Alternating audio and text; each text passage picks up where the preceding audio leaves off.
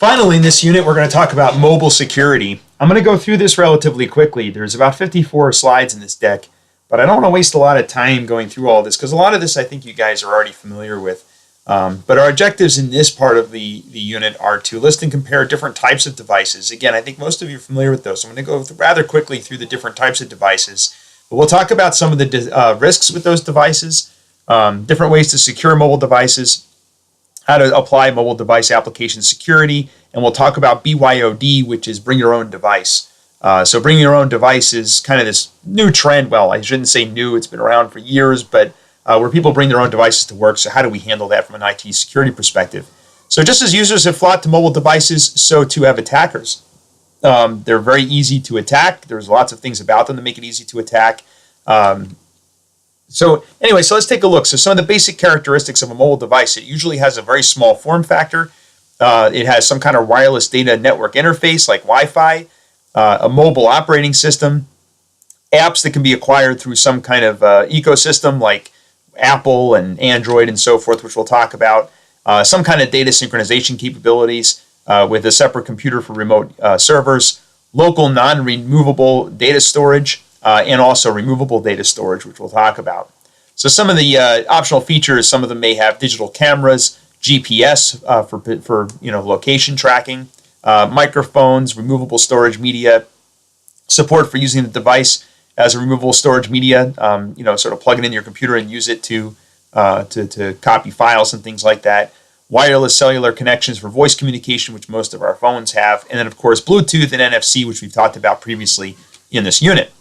So again, you can kind of see the connection here. Almost all mobile devices use a lot of the technologies that we've already talked about. So they go hand in hand, mobile devices and wireless technologies, which we've already discussed. So there are different types of mobile devices like portable computers, tablets, smartphones, wearable technology, legacy devices, which we'll talk about. Portable computers could be things, basically they're computers. So they have all the same hardware that a computer has, like a keyboard, disk drive, RAM, and so forth, and a pointing device. They probably run a similar operating system like Windows, Apple, or Linux, maybe even the exact same operating system you'd have on a desktop device. They'll have usually same or similar application software. The primary difference is that they're smaller, so they have a battery, they're portable, you can move them around. I think almost everyone today has a laptop, which is the typical example of a portable computing device. They have just about everything on them that you would have on a regular desktop. At least, especially today, it seems like regular desktops now really are more like portable computers, because they've kind of pared down a lot of the things that they put into those desktop computers now. So it's almost like they're using the same components for a lot of them. So notebooks is another example. So you have laptops, you have notebooks. Again, the real differentiator here is their size and the power that's available in those. Sub-notebooks are even smaller. So the Air from Apple is a good example, or the Ultrabook, which is an Intel product that runs Windows. They'll have fewer ports and connections on them, but again, it's really just it's a computer. It's a small computer at the end of the day. I don't think we really need to consider these to be any different than anything else, but this example is a little bit different, and these have become much more popular. You've probably heard of Chromebooks. So Chromebooks are a good example of web-based portable computers. So, and I think web-based isn't really the best term to use for these, but basically it's a portable computer that has very little, if any, software on it. Almost everything you use is on the web. So basically it boots up to a very, very lightweight operating system, but if you want to create a document, you do that on a web-based service in the cloud. If you want to browse the web, it's all obviously on the web. Your email based on the web. You can't install really any apps or components on that device typically. So it's a little bit different than a standard laptop, but it's a much simpler device. One of the reasons I think a lot of folks are using these now is it takes a lot less management for those devices and things like schools and so forth. As all of you guys know, Windows, over time, people install stuff on them. They do things with them that make them run much slower. They go to nefarious websites that break things and whatever. A lot of those problems go away with those web-based computers, so they're becoming more and more popular. And then we have tablets, which is just basically a small device that has a touch screen. There's a picture of it from your textbook. Smartphones, which is like a tablet but much smaller, has a cell phone. I think almost all of you probably have a smartphone. If not, you can tell us in the discussion board about how you still have an old flip phone if you want, but one of those old clamshells or something. But I think almost everyone today has a smartphone. You can't even hardly buy that older technology anymore. And then we have wearable technology.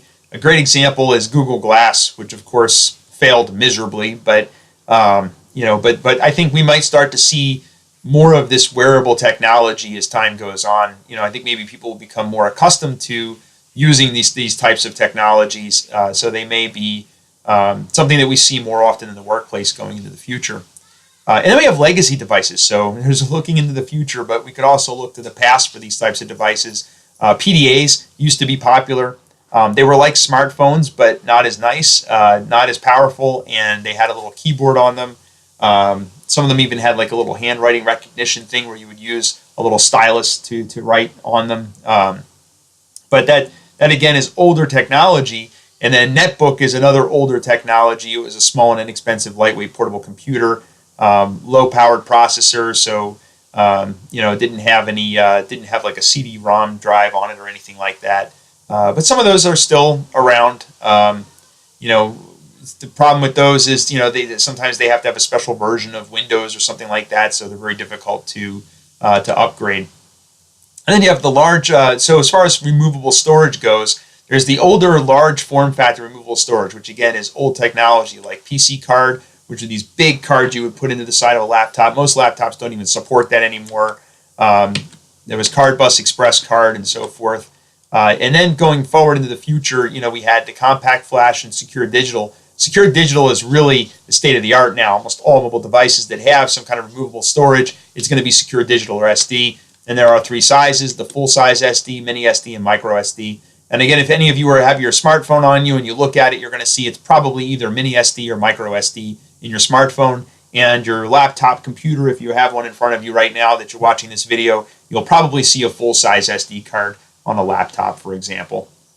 So again, I think most of us are familiar with these storage technologies. There's a picture of a micro SD card that somebody's putting into, most likely into some kind of a cell phone or something like that. So some of the risks we have with mobile devices: number one, limited physical security. It's a small device. Somebody could just swipe it and we would hardly notice. They could put it in their pocket and walk out the door. It connects to public networks. So when people are using these mobile devices outside our organizational boundaries, they're going to be connecting through who knows what type of network. They have location tracking, so people can find where they are.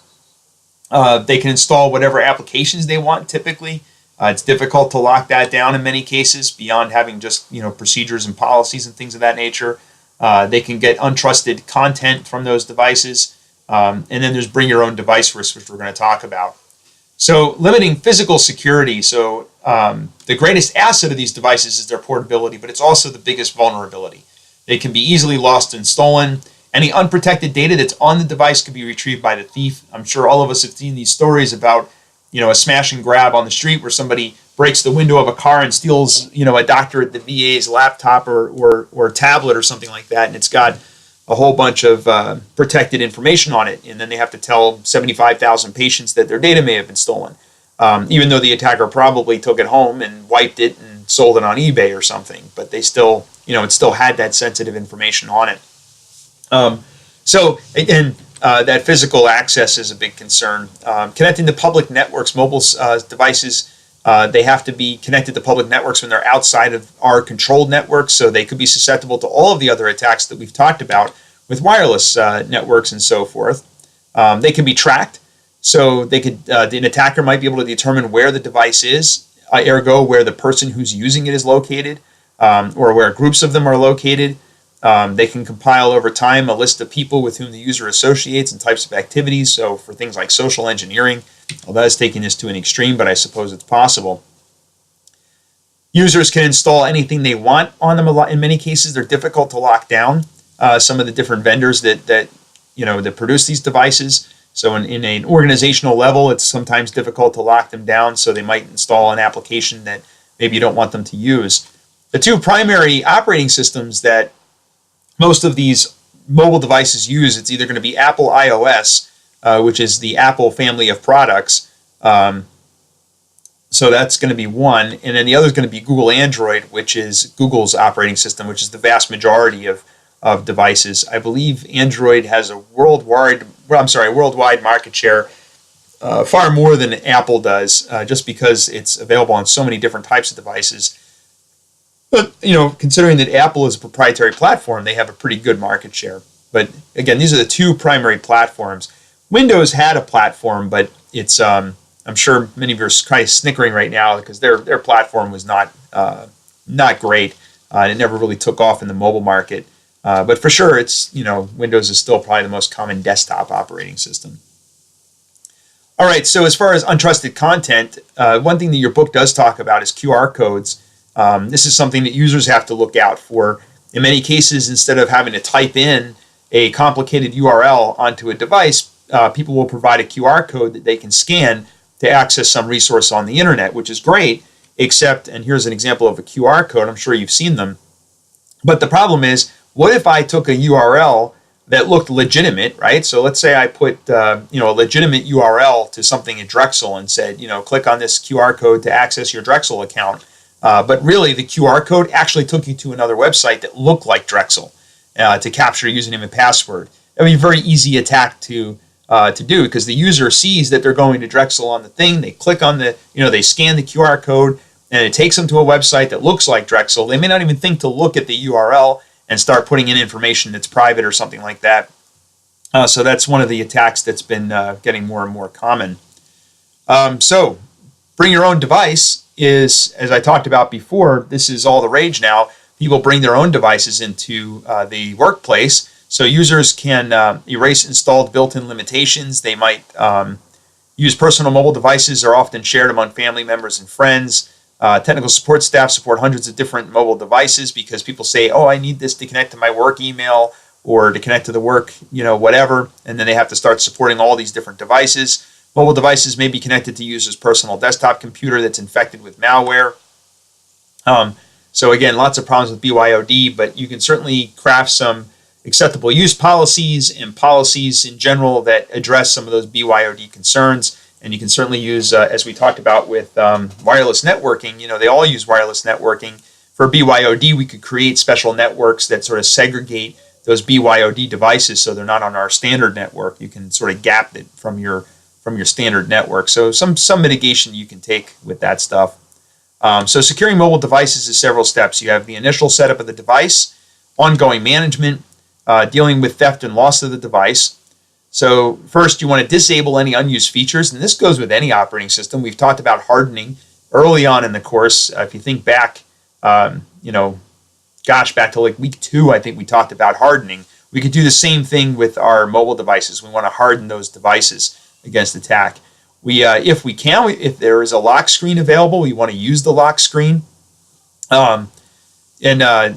A couple of things you can do is you can make it so that if somebody tries to unlock it too many times, it resets it to factory settings. I know Apple devices are pretty good about doing that. Android devices, you kind of have to go out of your way to set that up. You want to make sure there's some kind of a passcode to access it. The stronger the password, the better. A 4-digit PIN is probably not the best way to lock those devices because it can be easily guessed. But drawing patterns is usually a pretty good option because most people aren't tempted to use the same PIN when they're doing a pattern because, it's not a common thing. So everybody has kind of their own little pattern that they do. It's also very hard to replicate these patterns. While it seems like it might be simple, it's only 9 dots on the screen. It should be simple to do something. It really is actually a lot of possibilities for that pattern. So definitely a good technique for locking those devices. And you can see here that one of the most common pins in use is 1234. 1234 is the stupidest pin I've ever heard. That's the kind of pin an idiot would use on the luggage. But in any event, it's 000, another stupid pin. But gosh, and 777 is only used by less than 1%. You'd think it'd be more than that. But in any event, those first two, 1234 and 11111, that's used by almost 20%. So just from this short list, we know 20% of the PIN numbers that people use on their phones. I don't know if it is the same for for debit cards or anything, but we can also use encryption. So one thing is device encryption. So we want to encrypt the device itself so that if an attacker does steal a device, they can't access any of the data on the device until they put the passcode in or the passphrase. And if they can't put the passphrase in, you can have it set up to wipe the device after a certain number of tries. And again, we're not concerned about losing the data, because if we do our jobs in IT security, the data that's on those devices is not the only copy. It's simply a replicant of the real copies that we have in our infrastructure. It's only there simply because it's convenient for the user to have it there, but it's not by any means the only copy. So again, we want to make sure we use encryption on those devices. Control access, so a key to secure the mobile devices, to control access to them, and so forth. So definitely want to control access to devices that may contain sensitive information. For example, I work in hospitals where we have tablets that the doctors use, and we make sure that they're secure. Although whether or not the doctors secure them while they have them is, no one's really sure, but certainly they're supposed to do that. So mobile device management are tools that allow the device to be managed remotely. And again, this is becoming much more common in IT infrastructure. We are starting to see many more of these tools being rolled out organizationally, or throughout an organization rather, to manage these mobile devices that are owned by the company. Not so much the ones that are BYOD. These are usually company-owned devices. So it allows you to rapidly enroll new mobile devices or onboarding, and quickly remove devices when somebody leaves the company, so they can no longer access things from that device. It can enforce encryption, display acceptable use policies that requires the user to consent before being able to do certain things, automatically configure their email, calendar, contacts, Wi-Fi. All of that stuff can be automatically configured with these MDM platforms. They can also control asset tracking, so they know where the devices are, who has them, so you can check it out, and now you know that employee number 1 has device A, and so forth and so on. Application controls, you can control what apps are installed, what apps they're allowed to use. You can reduce the risk of theft by using MDM software. But obviously, these are some other, and by the way that MDM software reduces theft is a lot of times they have remote wiping capabilities and things like that, and can also sometimes track where the device is, or turn the camera on so you can see where the device is. So to reduce the risk of theft, keep the mobile device out of sight when you're traveling in a high-risk area, like in a public airport or something like that. Avoid becoming distracted by what's on the device, so don't walk while you're using the device or something like that. Use both hands to make it more difficult for somebody to snatch it out of your hands. Don't use it on escalators or near transit train doors, because if you're on an escalator, somebody can swipe it and you're going up, they're going down. Likewise, they can swipe it right before the train door closes and the train goes off, and you'll never see it again. Change the headset cord to a less conspicuous color so people can't see that you have the headset. And if a theft does occur, of course, it's important to tell your users that there are more important things than the device. Don't resist or chase the thief. Nothing can be that important, right?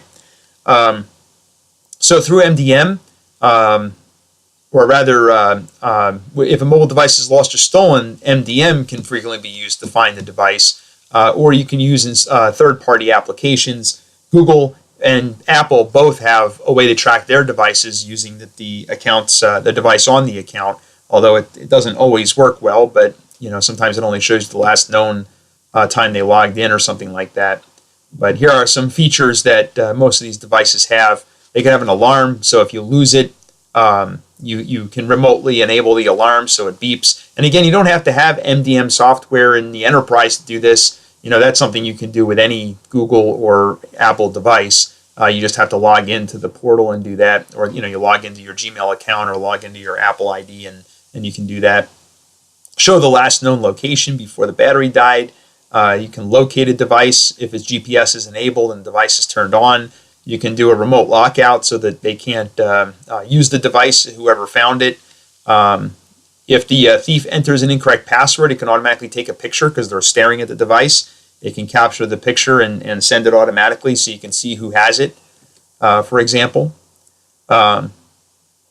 So device app security, so applications can be encrypted. can require that the user provide authentication to access those applications. You can support an application whitelisting, which means only certain apps can be run on the device if it's supported for that particular device.